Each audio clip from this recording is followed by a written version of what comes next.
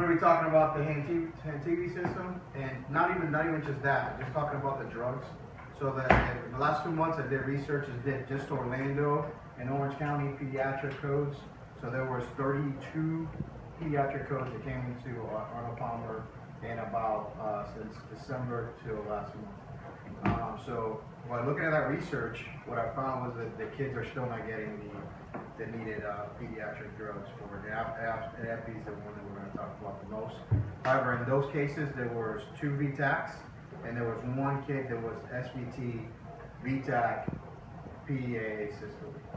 So he progressed the whole way, still never received the drugs, even with putting the NTV system on there. So just know that all you need to figure out for this is just using the the age to figure out the weight, and moving the decimal point to the left for it to actually work. So what drugs are we talking about? We're talking about epi and amiodarone and adenosine. And if you look at the equipment you need, it's very minimal. So let's just talk about like the actual math part of it first and figuring that out. So if we use a 2-year-old, how do we figure out that weight? I use this part here. So if you use the hand system, right? You came up right here. Excuse my hand that I'm drawing right here. So if we did 15 kilos. Yeah. So if it's a 1-year-old, 10 kilos, right? And then the fold right here, we always add 2 to that. So that's going to be, there's a 2-year-old, it's going to be 12 kilos. So if we're using the 2-year-old method, now that we have this weight in kilograms, all I need to do is 12, and think of the 12 always as the decimal point right there, moving over to the left hand spot, and that's 1.2 mLs. So that's the second mindset that you got to kind of change. Stop thinking stop thinking in milligrams per kilogram. Think of it as in mLs per kilogram. That's the biggest thing that I asked 5 of the paramedics for those codes. So I couldn't track everybody down. So we asked 5 of them. That was the hardest thing. I didn't know how much to have in the syringe to actually do it. The cool thing is that one of the guys we retrained with this, and he actually came back and said he worked another code.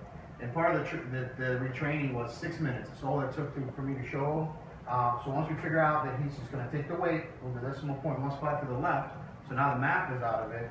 Now he's thinking in how much volume he's going to have in his hand to hold and push. Does that make sense? So once he figured that out, then I told him what equipment he needed. He needed a 1 cc syringe and a 3 cc syringe. You don't even really need to cut to it, because if you put a needle to it, you can draw the drug right out of it. So that's all you need. You know if you have somebody greater than 2, so there's 1.2, then you know that all you need is a 3 ml syringe for that kid. Versus if you have a less than 1-year-old, all you need is a 1 ml syringe. Right? So most of our kids that we're going to run on, the 2-year-olds, 3-year-olds, 4-year-olds, 3 cc syringe. So you're drawing up exactly what you need in that syringe every time. The max is a 3 cc syringe, because a 9-year-old is how many kilos? 30 kilograms, right? So if he's 30 kilos, it's 3 mLs, right? With the decimal point 1 spot to the left. The other part of the equipment they need is the IO. You would think after all the IO training, using the easy IO, using that, they'd be using it, and they're actually not. Remember, what is the standard PALS guideline for IVs? 3 attempts or 90 seconds. So you're doing 3 attempts or 90 seconds. It's not how long it should take for you to look to actually put an IV in a kid. So most of our kids, it's going to be an IO. Remember that we're using the blue IO, not the red IO. Even if it's a tiny baby, unless it's less than 30 days old, you're going to probably be better off with that blue needle, because the red needle gets in the bone, but what happens is it pops right back out. That makes sense? So remember, you're going to use that. So now we got the equipment. We know what drug we're going to use. Remember, epi we're pushing every 3 to 5 minutes, right? So the big next thing to know is that all our drugs are 1-to-1.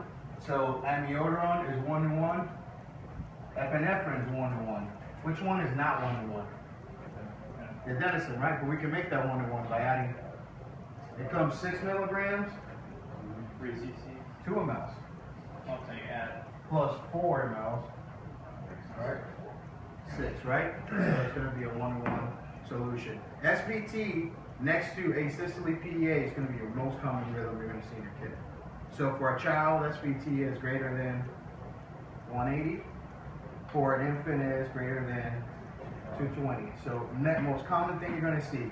The big thing is they're stable or unstable. You make that call. Whether you think the kid's unstable or unstable. If you have enough time to get the IV and stuff and give your adenosine, then yes. If not, we're obviously going to call it for that kid. Okay. So just to recap, the big thing that we want to conclude with this is we want to make sure that we are every 3 to 5 minutes our kids are getting the medication. And just know that everything's written in that book for you. So at the end of the day, all you need to do is if you can just read off the book, you're going to be good. So even the math of it is part of it.